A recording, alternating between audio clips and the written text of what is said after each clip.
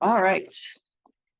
We are continuing our study on fear versus faith. We have one more lesson and then whatever y'all would like to do. No, I'm combining two this morning, so it may be a problem. But Sam was saying, where can you cut this in half? But anyway, I'm going to get through two of them today.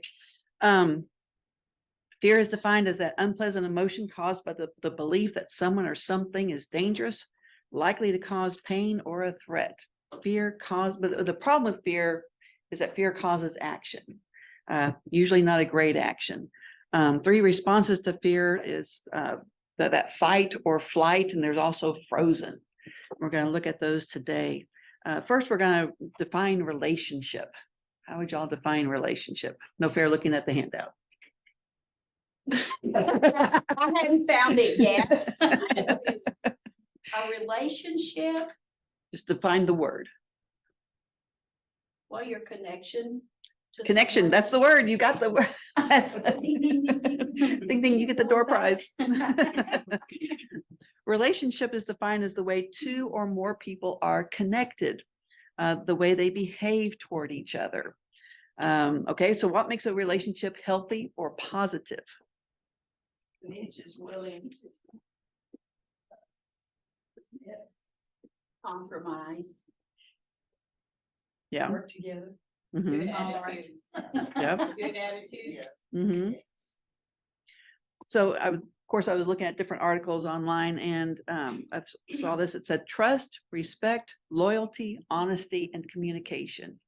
Like, that's pretty good. If you can check off all of those, that's pretty stable there. What makes a relationship unhealthy or negative? None of those. Yeah, the opposite of all of those, right? Lack of respect, lack of trust, disloyalty, dishonesty, lack of communication. And I read this one interesting statement. It happens when one person cares more than the other. And that got me kind of noodling on our relationship with God. And then an unhealthy relationship is when one cares more than the other. Yeah, it kind of made me noodle on that. Yeah. Yes, One cares about themselves more than the other. that's true. Communication seems that living is communication. When sometimes we have a disagreement, it's simply miscommunication. And Often. we need to communicate with one another. Yes. Not necessarily when, oh, you made me so mad when you said that. That's not what I'm talking about. Okay? Right. Actual communication, Sometimes right. there is a distance between people. I don't mean physical distance. I mean, there is a distance in their relationship, and it's simply miscommunication. Mm-hmm. Yeah. Communication is so important. That's why, I mean, when you think of the communication we have with God, we go to God in prayer. He talks to us through his word.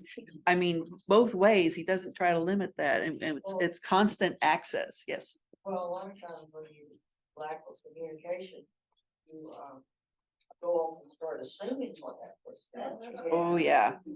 That'll get you in trouble. I have been, And then you people tell should be able to read my mind. Yeah. But again, and remember that definition of fear. Are relationships hard? I mean, do they have the potential for loss, for hurt? Sure, absolutely. They are a risk. Yes. Yes. You go into it's kind of like, do they care more? Do they care about me? Especially when you're dating someone, that first it's kind of like, oh, I don't know. You think we can go that far back? I remember Sam telling me that he loved me when we had one date, and it's kind of like, whoa. And I didn't know what to say. And he said, you don't have to say anything. I just wanted you to know. I'm like, okay, thanks.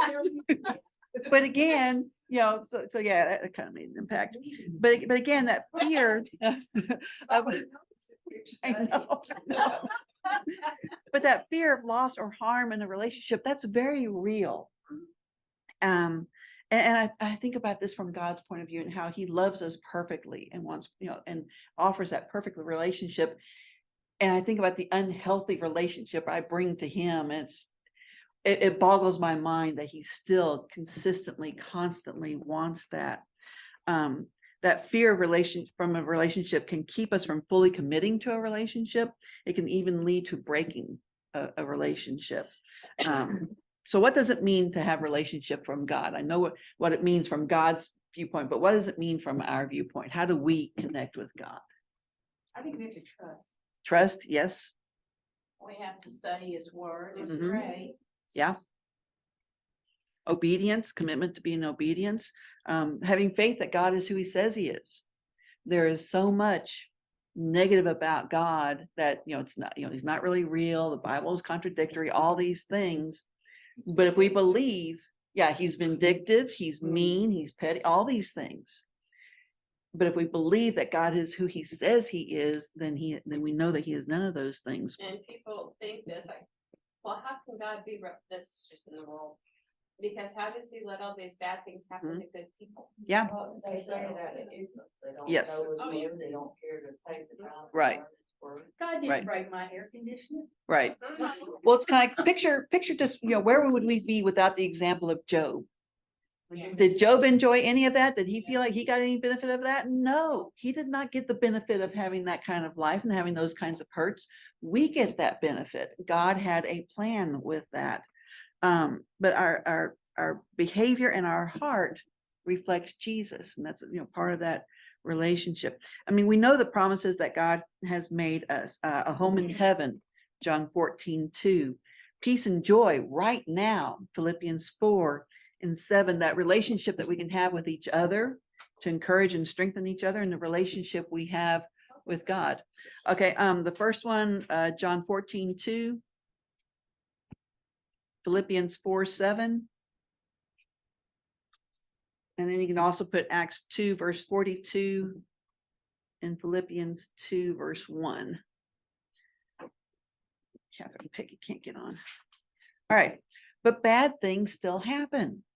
And for me, reading the Psalms have always been such a great comfort, because David is very honest with how he feels about his relationship with God. I mean, many of the Psalms, like Psalm 22, starts off with David saying, God, I'm surrounded by my enemies. Where are you? Why haven't you acted? Why aren't you protecting me? And he's very upfront and honest with those questions. We have Psalm examples like Psalm 6. God, I'm overwhelmed with my sorrow. Where are you? Many of his Psalms, that's just two of them. Many of his Psalms go along those lines where he starts off with, here's how I'm hurting. I feel like God's not here. And so, and he's being honest about how he feels. And that's a good thing, because his conclusion every single time, and I'll give you the one example from Psalm 6, verse 9, his conclusion every time is that he knows God is there. He knows that God is in control. He knows that God is acting. And he says in Psalm 6, verse 9, the Lord has heard the sound of my weeping.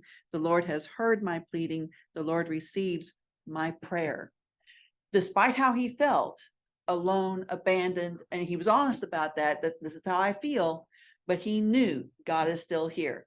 I don't know it, I don't hear it, I don't see the evidence just yet, but I know God is in control, and he has confidence that God hears and God will make things right. Okay, that's why. Yeah, it is. Why is this happening? Why isn't a solution immediate or obvious? Yes. Well, God sees the end result. We don't. Right. While we're going through it, and until we get through it, then we'll know the reason why. Maybe not. Job never knew. But God always sees everything. Yeah. And so God, he exists outside of time. He knows what's going to happen in our lives. All these things that are kind of, yes. It's us. It's Yes. not God. It's Right. changed. Right. And David realizes that, because he always goes back to, this is who God is. I'm feeling this way at this particular moment in time. And that's a tool of the devil, that when we were in those valleys, they feel forever. There's no end in sight. The light at the end of the tunnel is an oncoming train. These bad things are never going to stop. But David's response is, God is still the same. Yes. By David feeling this way in both directions, Mm-hmm. sometimes realizing, sometimes not, it shows that that's an inspiration to us. Yes. as Well, his humans, conclusion, that every time he writes these Psalms where he says, I'm hurting, my body is wasting away with my sorrows, my bed is covered, with my tears, all these things, he always concludes that God hears, that God is in control. And that's why you hear that, I read that David is a man after God's own heart, because despite how he felt, he knew that, who God is. He never lost sight of, this is who God is. Okay. But that's not how everyone feels. It truly isn't. Unless something happens, yeah. where's God? Yeah. One of the biggest roadblocks even to believing in God is, how can a loving God allow harm? How can a loving God allow evil? And I've mentioned this before. I witnessed a Christian. Yeah. You gotta read his word. Yeah. We have free will. But again, I've seen a Christian decide to stop believing in God, and the stated reason was he couldn't believe in a God who let so many bad things happen. And for him, relationship with God felt unhealthy because he was hurting, and he was afraid he would keep on hurting. He couldn't see a solution. And sometimes we can't see a solution. Maybe there isn't a solution that we will ever understand in the confines of this physical life, but God is still in control. And that, From God.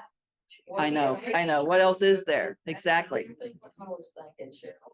But that fear that he wasn't going to stop hurting and that God didn't care made him feel like breaking relationship with God would hurt less than continuing to believe in a God who either wasn't able to prevent harm or didn't care, because that's where a lot of people are. God isn't able. He's not who he says he is. He's not all powerful, or he doesn't care. I've had Christians tell me, other Christians tell me, it's kind of, well, God created the world and then he just kind of set it spinning and just kind of left it alone. No, God is involved.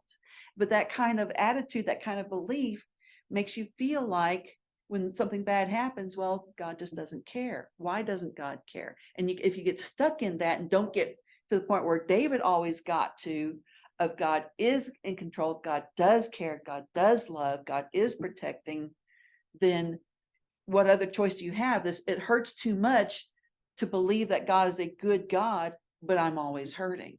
It's encouraging to me to read that Jesus himself said, my God, why hast thou forsaken me?" Yeah, because he felt that. His human. Yes.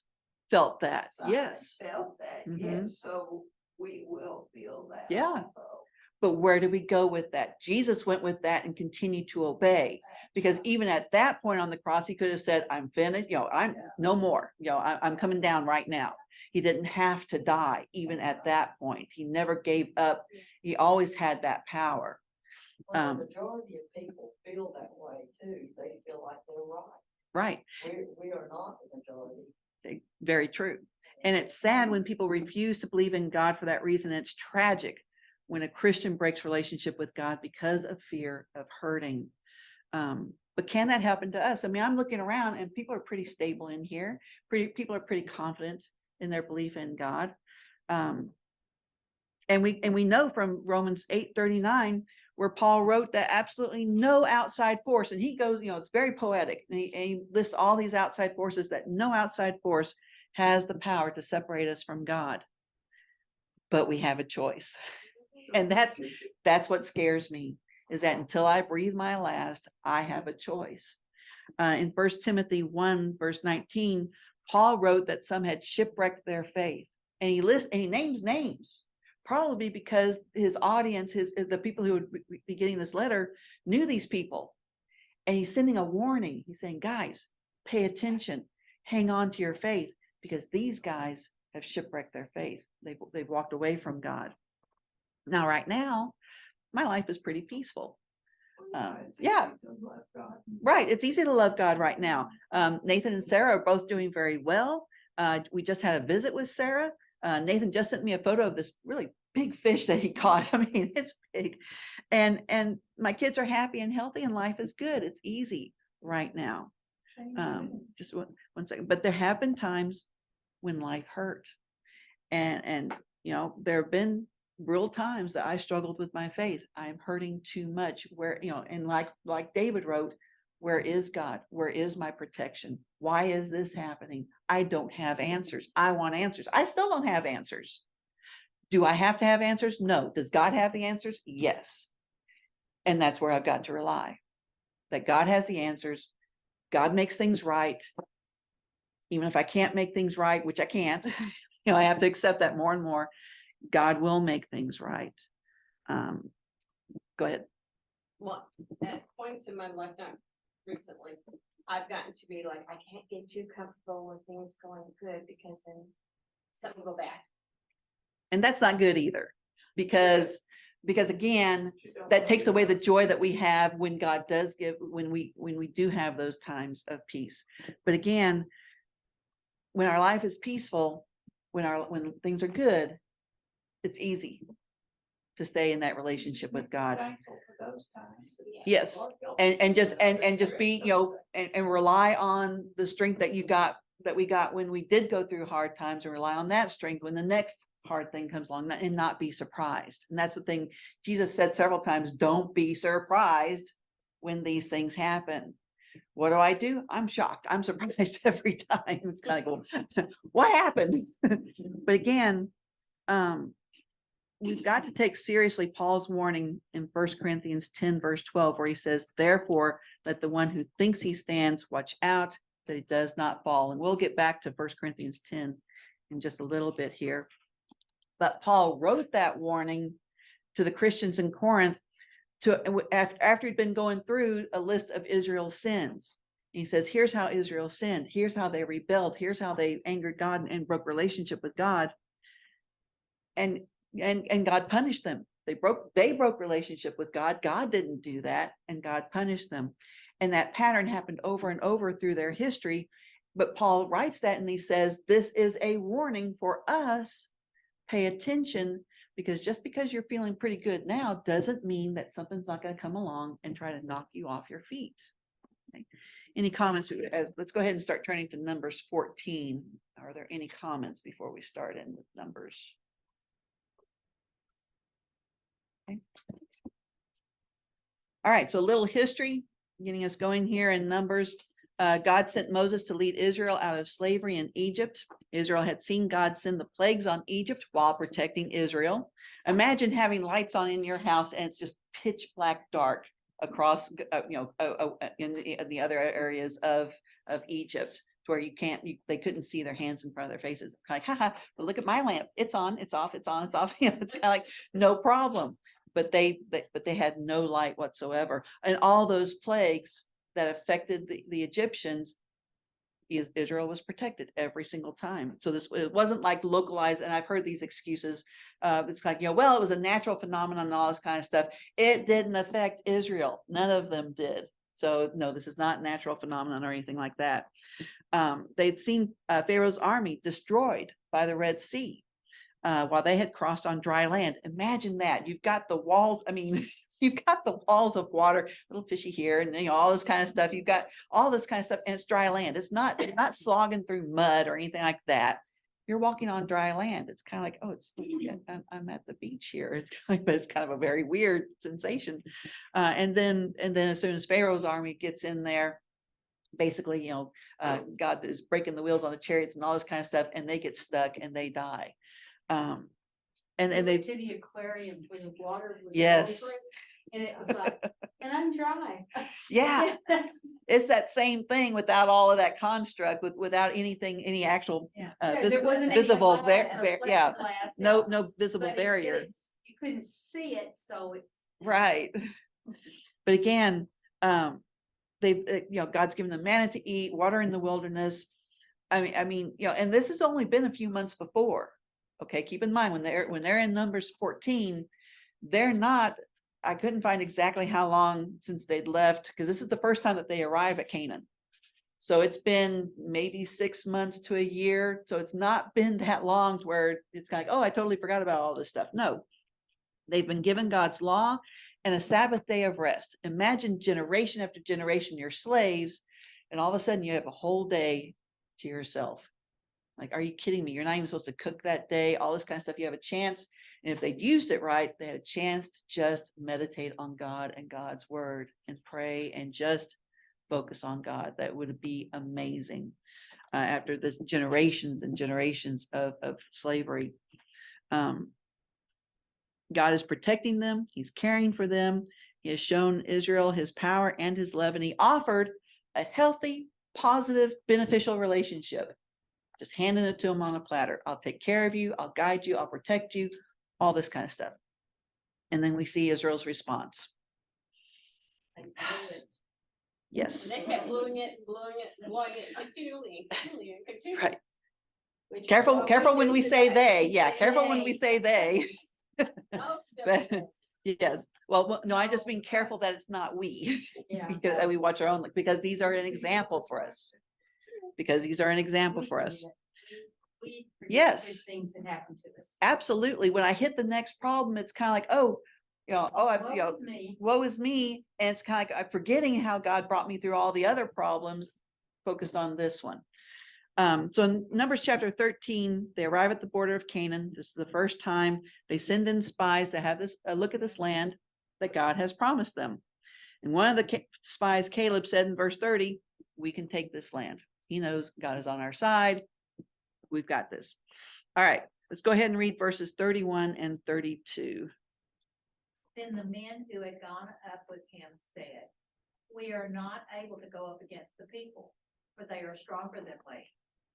So they brought to the people of Israel an evil report of the land which they had spied out, saying, the land through which we have gone to spy it out is a land that devours its inhabitants, and all the people that we saw in it are men of great stature.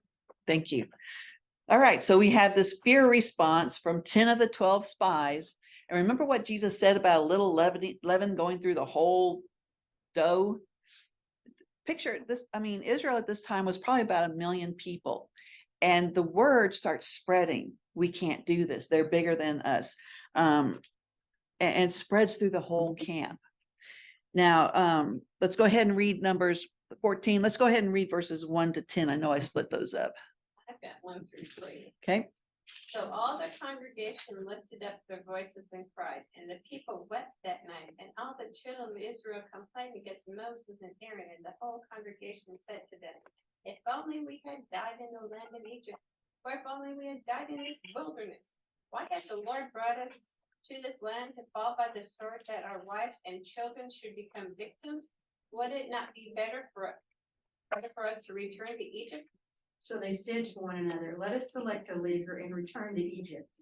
Then Moses and Aaron fell on their faces before all of the assembly of the congregation of the children of Israel. But Joshua the son of Nun and Caleb the son of who were among these who had spied out the land, tore their clothes. And they spoke to the congregation of the children of Israel, saying, the land we passed through to spy out is an exceedingly good land. Who has the last section? So I started. If the Lord delights in us, then he will bring us into this land and give it to us, a land that flows with milk and honey. Only do not rebel against the Lord, nor fear the people of the land, for they are our bread. Their protection has departed from them, and the Lord is with us. Do not fear them. And all the congregation said, to stone them with stones. Now the glory of the Lord appeared in the tabernacle of meeting before all the children of Israel. All right, thank you. Was Israel's fear of the armies of Canaan reasonable? Yes. Yeah. I mean, they are physically bigger than us. I mean, I'm not very tiny. And so it's kind of like, but yeah, so it's kind of, a little 5-foot girl or something like that. She's not going to bother me much, but it's kind of like when people get much bigger, they had trained armies. Israel didn't have trained armies. They'd been slaves up until less than a year before. They had chariots, they had weapons, they had all these things that Israel doesn't, except Israel has God, which they don't. But again, the fear itself is reasonable. The problem with fear is the action that it causes. And those 3 fear responses that we've gone over before: flight, fight, and frozen. We can see all 3 of those. in their responses here. They were frozen. In chapter 13, when those 10 spies get back, what do they say? We can't. There's no way. They're bigger and stronger than we are. And so, and then that message spread so fast through probably about 1 million or more people. And so by 14 verse 1, then all the congregation lifted up their voices and cried, and they wept. And the words here that I've read, it's kind of like they're crying out. It got loud. I mean, as the word spread, it got louder and louder, and they're I mean, they're just not, it's not a little single tear, all that kind of stuff. It's wailing and moaning. Yes. And probably if you've ever played telephone, as things spread, it gets more and more worse and It could be. everywhere. But again, they cry out and they weep. So there's this loud wailing, and it just, imagine Moses, you're kind of in the center of the camp, and you just hear this cacophony just get louder and louder. And it's kind of like all night, We've probably. been told all these years we can go. I to Canaan. know. Now look who's over. I know. And we've spent the last 6 months or so getting here, and now we've gotten here and We can't go in. we can't. And so they're frozen. Big bully over there. I know. So how does fear affect their relationship with God that night? They turn their back. They turn their back on God. They lost faith. They don't trust. They lost faith. Yes, they lost faith. There's no communication. It's kind of like, at least go to Moses and say, hey, does God have a plan? At least something. At least cry out to God. Don't just, sit on your duffs and moan and groan about it. At least cry to God and say, hey, God, I'm scared. What's going to happen here? No, let's turn around and go home. Yeah. So first they're frozen. That's where we came from. Okay. So there's no trust or communication here. There's nothing to keep that relationship with God healthy. Okay. Because they're rejecting God here. They're stuck. They're frozen in their focus on the what ifs. You hear about something new that's going to happen. It's like, well, what about this? What if this? What if this other? What if 6 things these bad things happen? How many times did the what ifs happen? New things are scary. They've Yeah. already been through with the Egyptians did to them. Yeah. So they knew how that was, but they didn't know Right. what was. Right. So the what ifs just start cascading.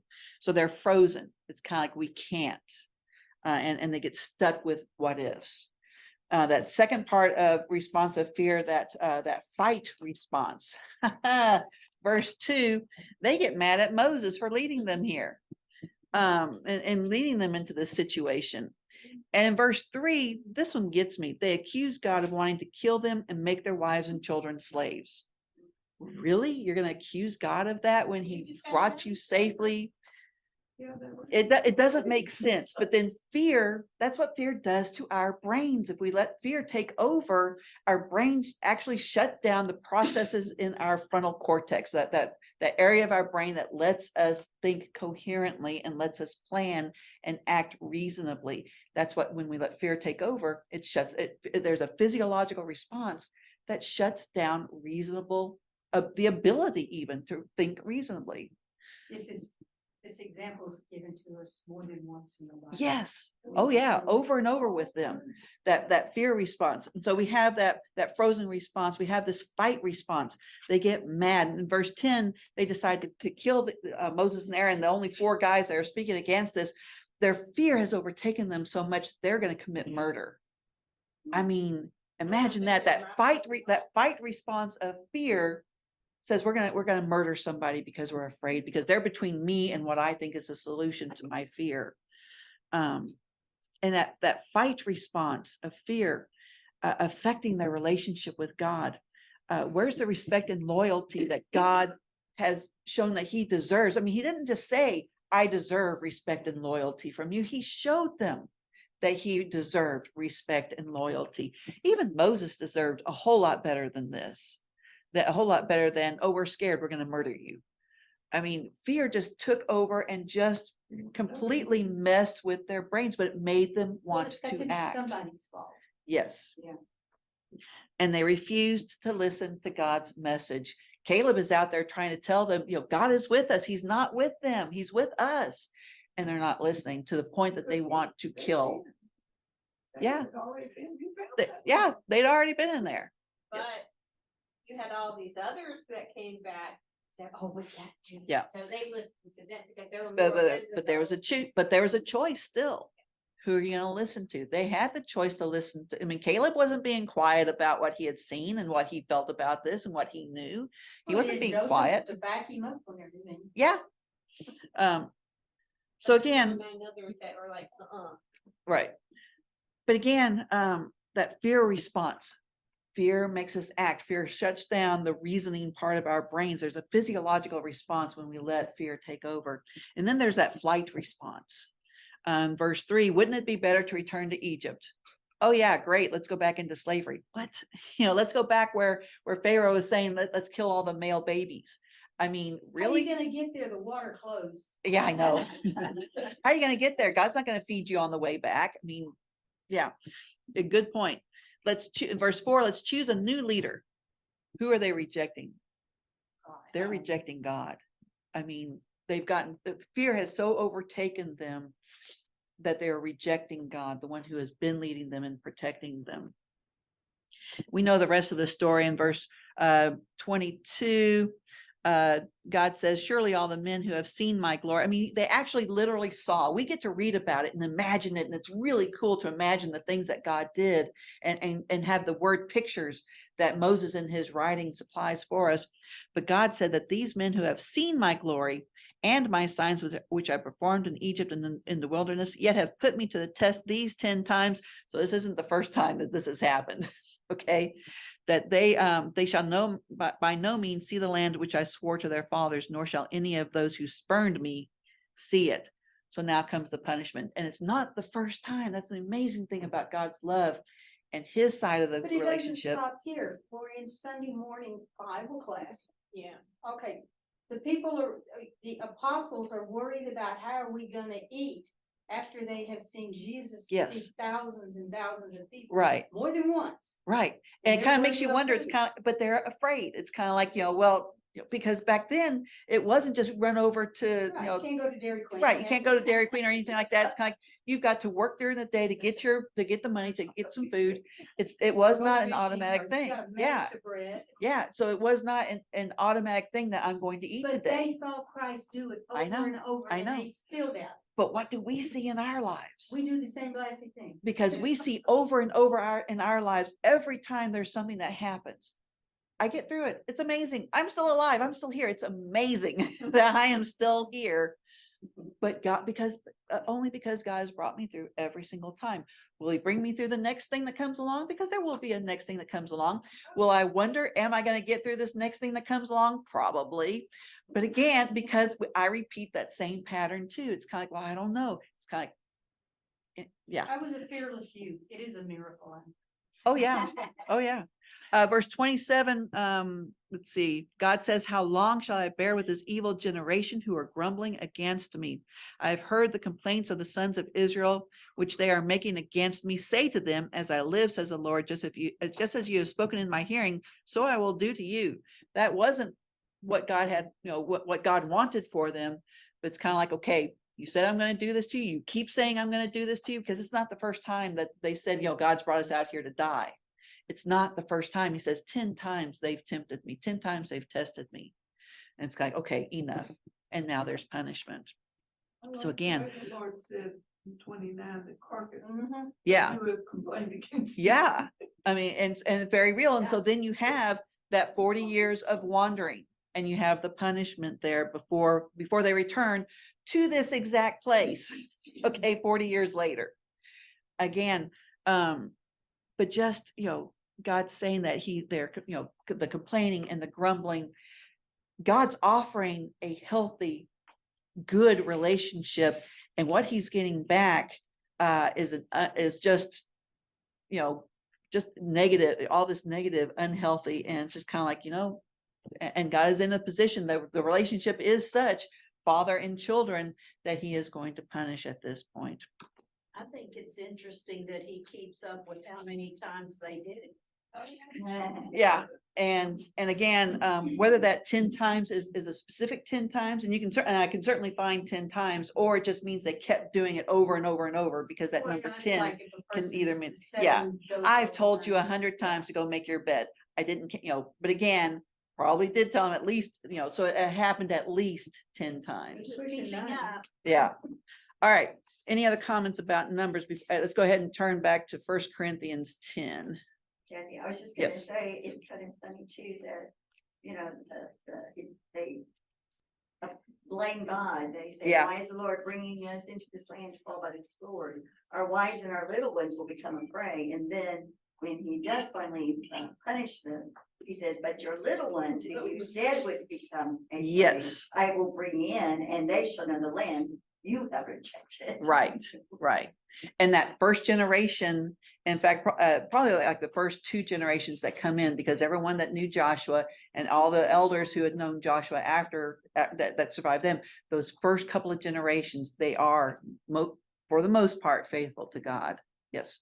But in the end, Moses wasn't allowed in. No. He was able to see I it, still but he feel was. sorry for Moses. But he was a leader and he disobeyed. I mean, when a leader gets up and when a leader gets up and says, God and I are going to do something, God has to address that. I know, I just wish he hadn't said it. I know, I do too. And, Yes, yes, That's all right, absolutely. we know we're Moses. Well, Absolutely. It's scary because when we're upset or angry, we say things sometimes. Yeah. But Do we blame God? I mean, Job and all that happened to Job, he never blamed God. Now he said, I wish I'd never been born. Why did God allow me to be born? But he never blamed God for what happened to him. And that's the amazing thing about Job in that example. Then But that's God often didn't punish Moses in heaven, he just did it on earth. correct. Correct. He got to see what God it is looked like, Yes. but he's probably fed up with those people anyway and ready to go. Oh, he said, Moses said at least twice, Moses told God, kill me now. I am done with these people. I mean, actually, literally that. Yeah. All right. So 1 Corinthians 10, in those first verses, Paul kind of sums up Israel's history because again, like you're saying, these 10 times, this is not the first time. It's not the last time that Israel is rebellious against God. Am I in the right spot here? Yes. All right. God had shown Israel his power and his love. He offered a healthy, positive, beneficial relationship.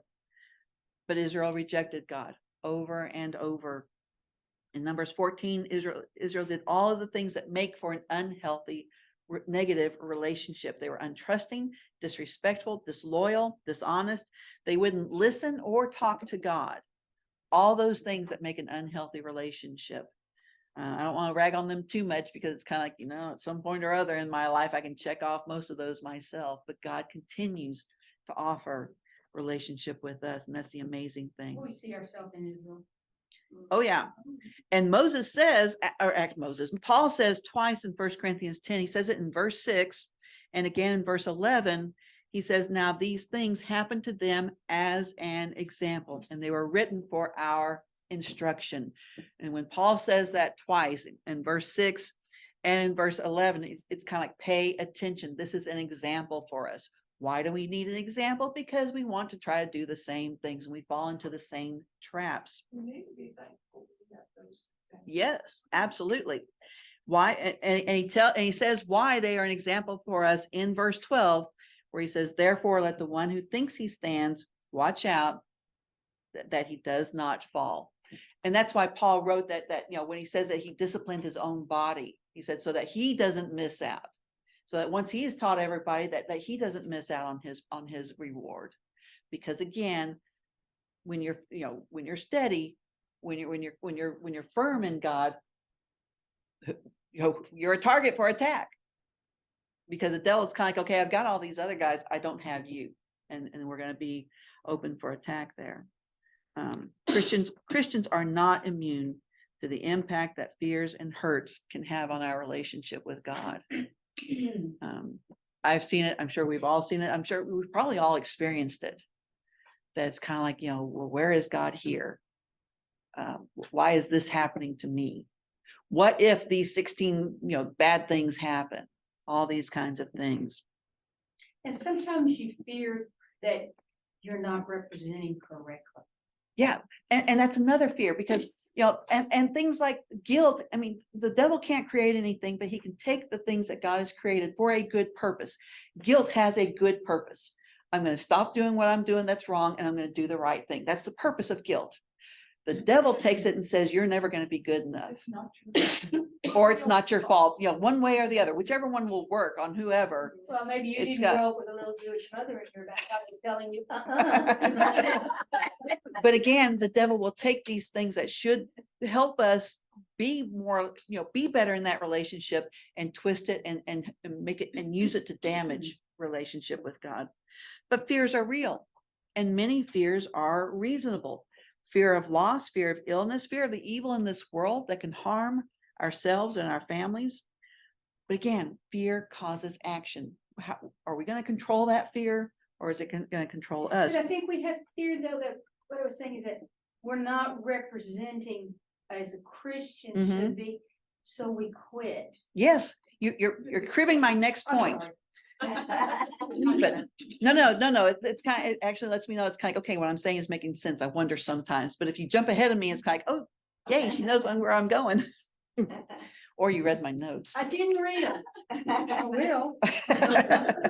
But again, we've got those three responses to fear. We've seen how Israel responded to those impulses of fear, but Christians can too. First, that frozen response, the one that Christy was just mentioning. We can't do anything.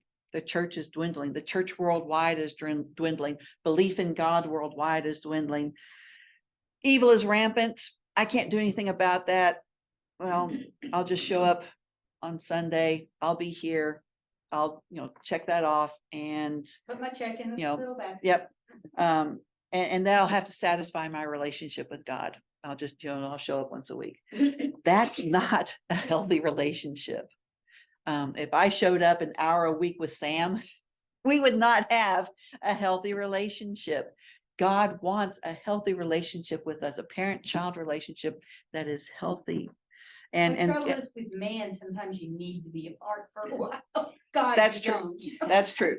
But again, that frozen response that you're talking about, where I can't do anything right, I can't do anything about this, I don't feel like I can do anything about this, then I can't try, and it stops us. And again, the devil takes something and twists it and makes it hurt relationship.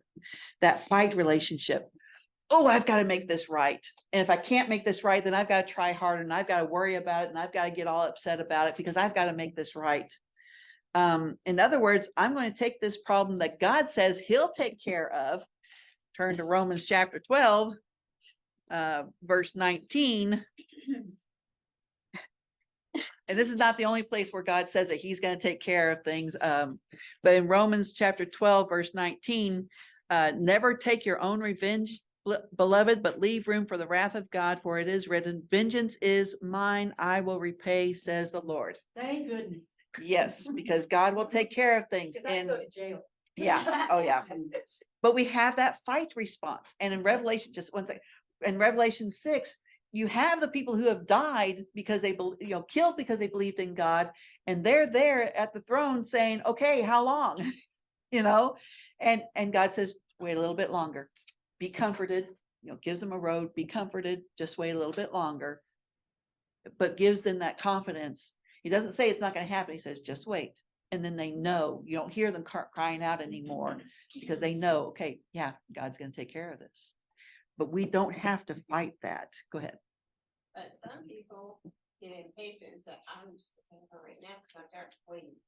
Well, yeah. And that idea of I'm going to take on this problem that God says that he's going to take care of, that God's going to make things right. That response does not trust God to keep his promises. Again, that's not a healthy relationship. Thinking that I have to make things right takes away what God has already said he's going to do. Not healthy for our relationship, not healthy for my relationship with God, because then I'm focused on circumstances. I'm focused on what can I do right now about these circumstances, not how can I grow in my faith? How can I help someone else grow in their faith? The third response, that flight response, I had that example from earlier, because there's a temptation to run so far from our problems and our hurts that we run from God. I have a neighbor who's kind of, oh no, I got away from the Church of Christ. It's kind of like, it's kind of like there is something there and I don't know what it is.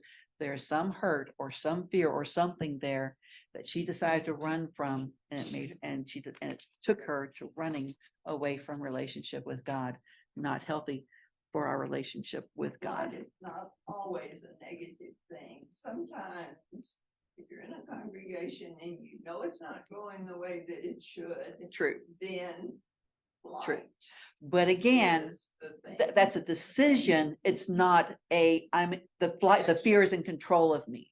That's When right. fear is in control of us and we do that flight, we're going to make all kinds of crazy mistakes and we're liable to run away from God.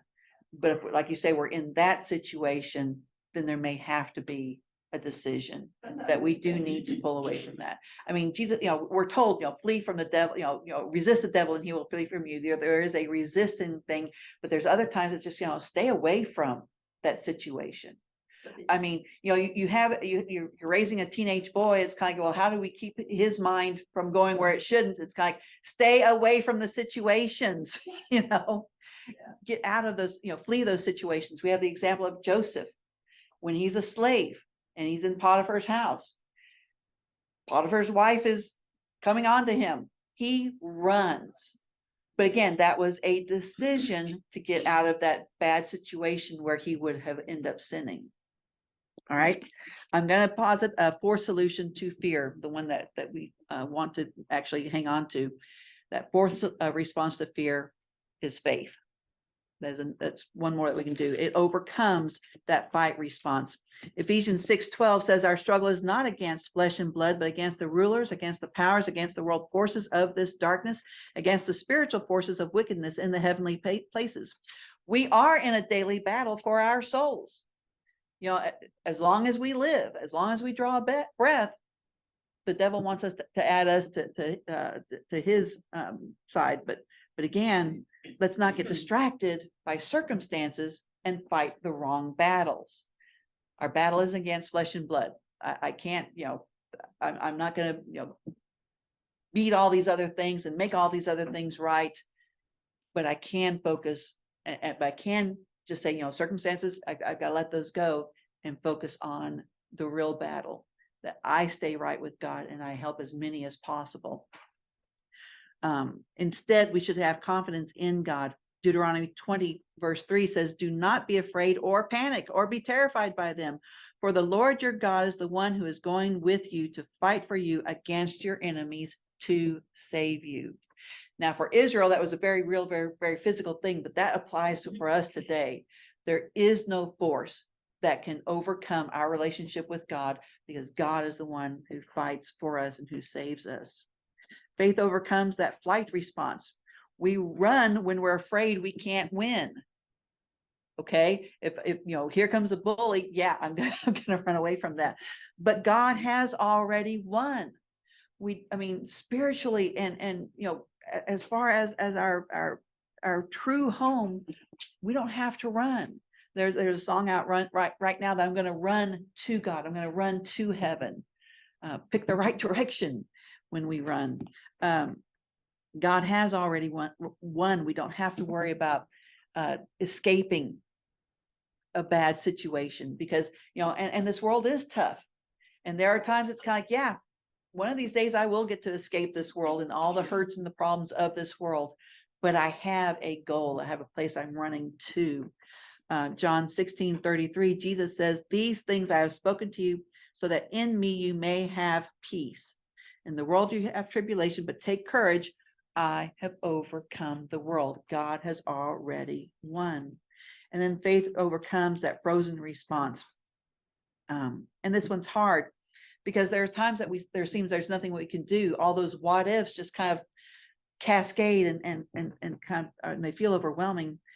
But there may be times in our lives when we need to stop, take some time, and meditate on God.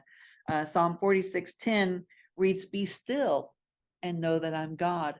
Other versions may say, stop striving, stop struggling, stop, just relax, stop, and know that I am God. Focus. There are so many distractions and fears and hurts And we just need some time to stop and remember that we are safe with God. Let me repeat that. As far as a relationship and a commitment, this is the perfect relationship. We are always safe with God.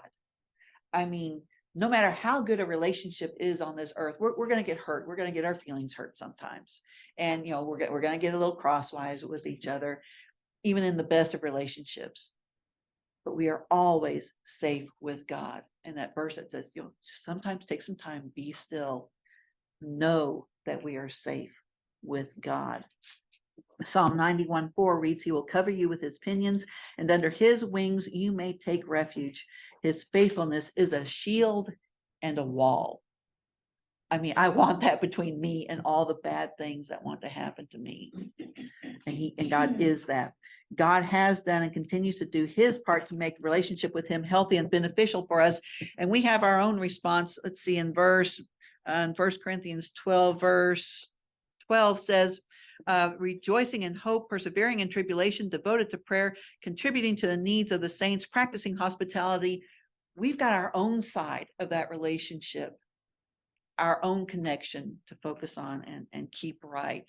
God has done his part. He is the same. He's not going to change.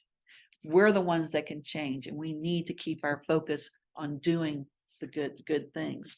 Any comments before we finish up That here? was 46:10. That was 1 Corinthians 10 No, the other verses. one. Oh, the other one was Psalm 46:10. Okay, there wasn't another song. There was another one, 91:4. Right? Any thoughts before we close up here? Okay. A relationship is defined as the way two or more people are connected, the way they behave toward each other. We know how God's going to behave toward us. We've got to be in control of how we behave toward him. We know from Romans 5, verse 8 and 9, where Paul writes, but God demonstrates his own love toward us, that while we were still sinners, Christ died for us. Much more than, having now been justified by his blood, we shall be saved from the wrath of God through him. We know what God is bringing to this relationship.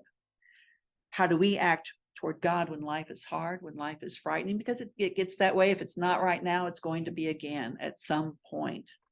The Hebrew writer has an answer for us, something that we can hang our hats on. In Hebrews 12, verse 1, he says, therefore, since we also have such a great cloud of witnesses, again, all these examples, but we have all these positive examples too. We have the examples of Moses, of David, of Paul, all these others.